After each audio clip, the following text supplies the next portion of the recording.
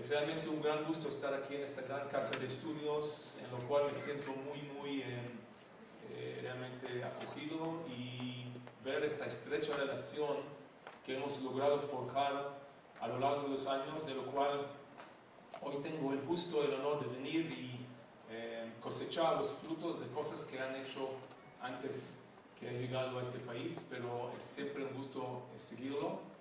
Y quiero una disculpa y un agradecimiento. En primer lugar, agradecer a la Universidad de Anáhuac de haberme ya otorgado el doctorado. Es algo que todavía soy frustrado en mi maestría, todavía no he logrado, pero ojalá un día lo cumpla. Y el otro es pedir disculpas por un error técnico pequeño con la presentación, entonces enseguida va a venir la presentación correcta. Permítanme empezar dándoles una general visión.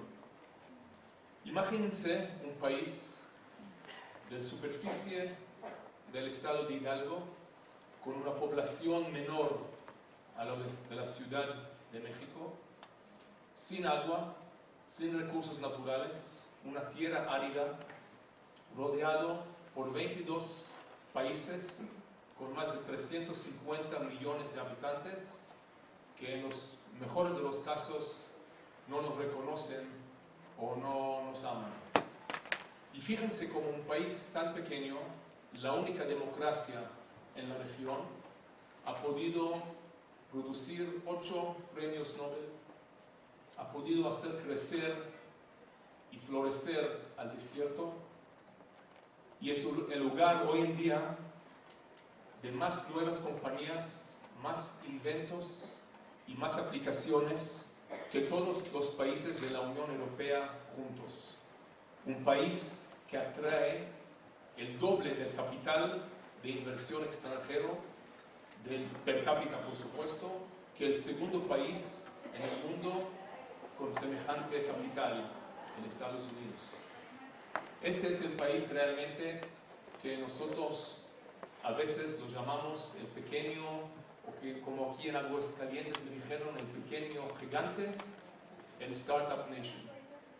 Y quisiera realmente en este breve espacio que me han dado presentarles durante unos 30 minutos un poco qué son las características generales de esta Startup Nation, cómo nació, cómo creció, y después, por supuesto, dejar lo suficiente espacio para sus preguntas.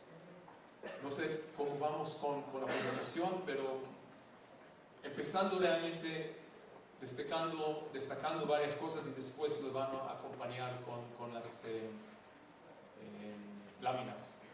En primer lugar, por un lado, dicen que es una bendición o una, no sé cómo es la palabra, al revés de bendición, pero de no tener recursos naturales. Esto nos ha obligado al Estado de Israel de desarrollar el único recurso que tiene, que es el recurso humano.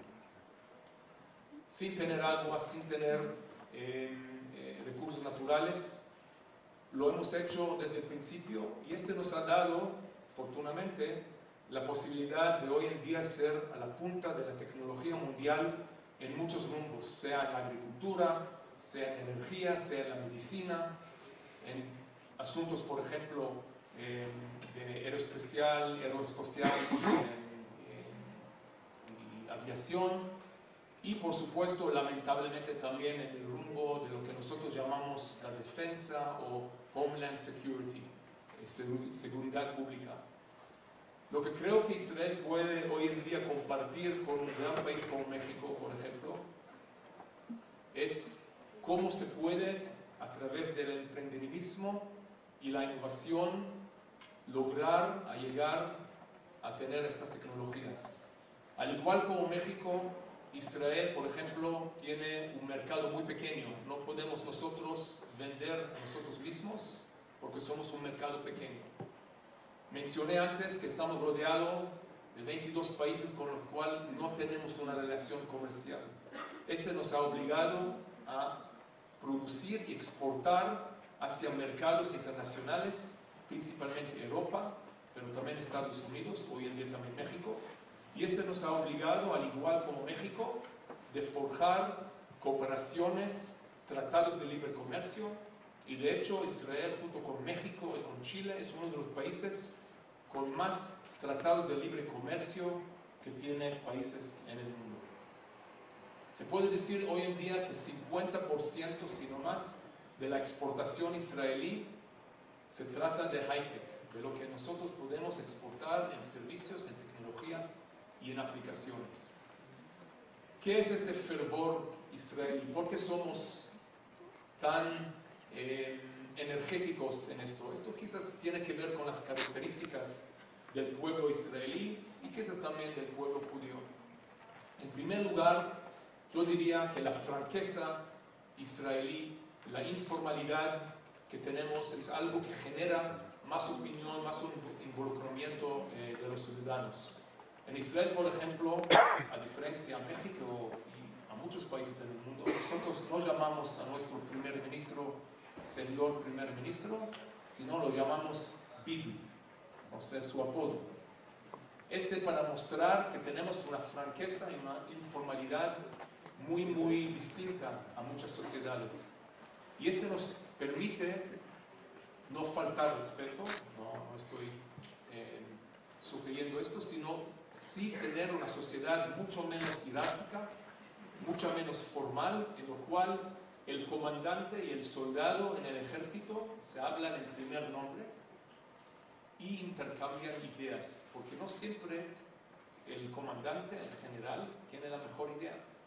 A veces un soldado joven también tiene una idea, una sugerencia. Entonces, el chiste es cómo uno maneja una sociedad o un sistema en lo cual todos pueden opinar, y créanme, en Israel todos opinan, aunque no les preguntan, cada uno tiene su opinión. Se dice que para cada 2 israelíes hay 3 opiniones.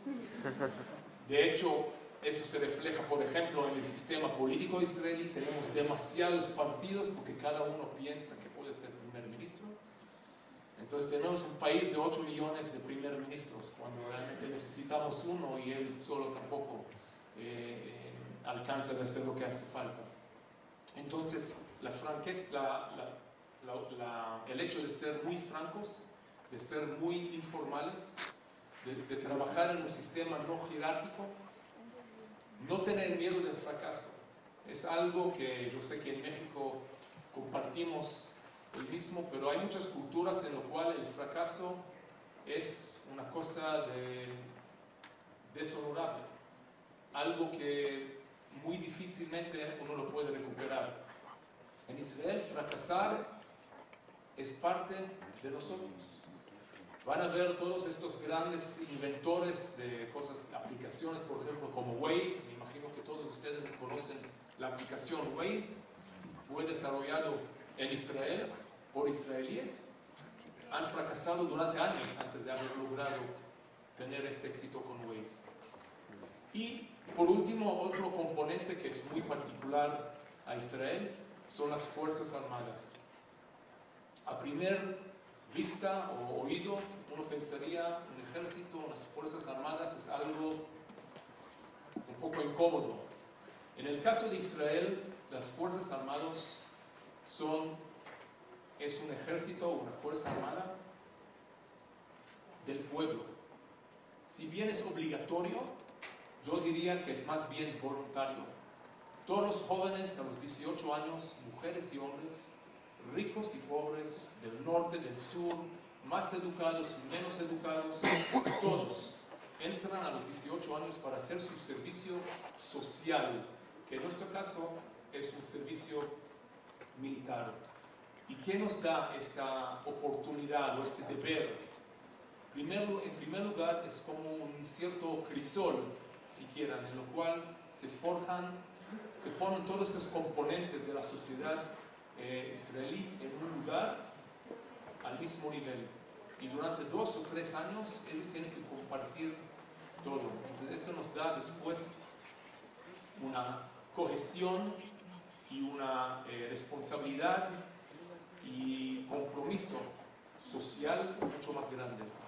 Pero el segundo gran hecho de esto es que nos da herramientas para después desarrollar una carrera tecnológica, científica, académica, lo que sea. Imagínense un chico de su edad más o menos, de 20 años, ¿no? Que ya tiene a su mando, hablo de mi ejemplo, 20 soldados y manejando un avión o un tanque o un barco o algo así. Esta es una gran responsabilidad que nos da gran madurez, pero también nos da las herramientas después de haber salido del ejército, seguir desarrollando tecnologías y cosas. Voy a tratar de volver a ver un poco a la presentación para que sea un poco más amable para ustedes. Tengo que ver cómo se hace aquí.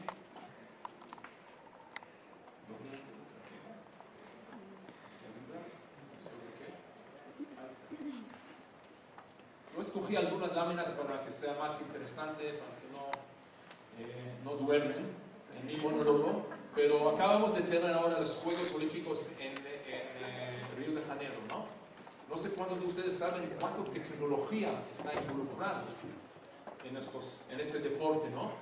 Y yo escogí aquí una empresa israelí que decidió armar una olimpiada de las tecnologías del deporte. Y al final de los Juegos Olímpicos en Río, se hizo todo un concurso en lo cual participaron empresas y tecnologías de todo el mundo y se otorgaron 3 medallas, oro, plata y ¿cómo es el tercero? Bronce, a las 3 empresas tecnológicas que han desarrollado una tecnología muy especial en el campo de deportes. Yo lo traje, no sé cuántos de ustedes son activos en el deporte, pero a lo mejor algunos de ustedes conocen. Está sonando. ¿Está bien que está sonando? ¿Está mi teléfono o algo? Una nueva tecnología.